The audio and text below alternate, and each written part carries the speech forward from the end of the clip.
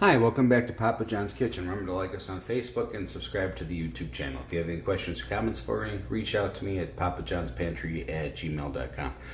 Now this one's a shout out to my mom. She called this stuff starter. So this is a very easily freezable recipe for how to cook the ground beef that can get used in anything, whether you're making a recipe of Hamburger Helper, or I'll be using this for shepherd's pie later.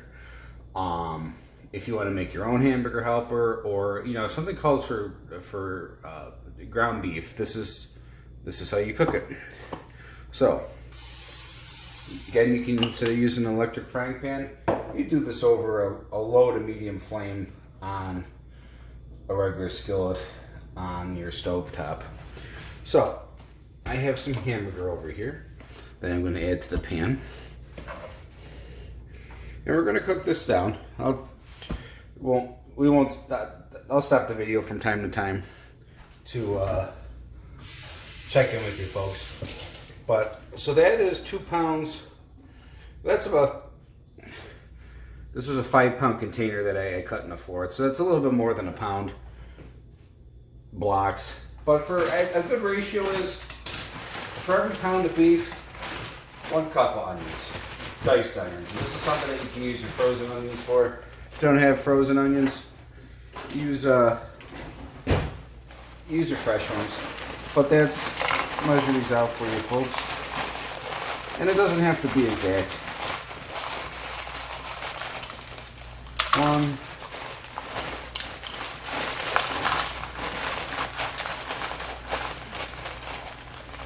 2.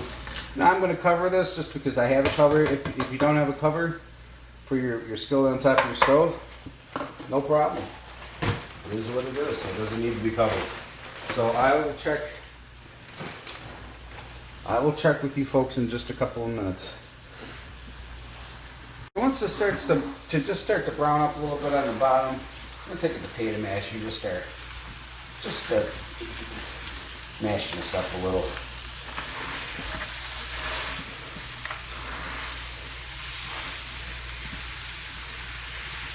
We'll know this is done because it'll all be a uniform brown. Don't like tapping meat, you can just keep tapping your potato mash on the side of your pan until all the pieces come out. So, I'll check in with you in a few minutes. So as this starts cooking, we're just gonna keep mashing and getting this as fine as we can until it's done. So I'll check in with you in a few minutes once this is more well done. Alrighty, bye-bye. Alright, so just keep mashing and mixing. And now that this is starting to mash up, we're going to take 2 tablespoons of our adobo, and we're going to go ahead and mix that up in here. And that's just a salt and pepper mix. You can use a tablespoon of salt and a tablespoon of pepper. So we're just going to add that in here. Alright, and just keep cooking away.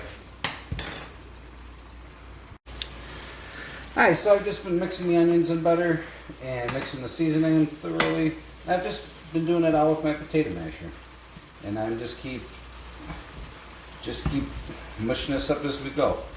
And it'll get finer and finer. You want to try to get this as fine as uniform consistency, as fine as possible. Alright, we're going to cook this down until it's all the same color brown.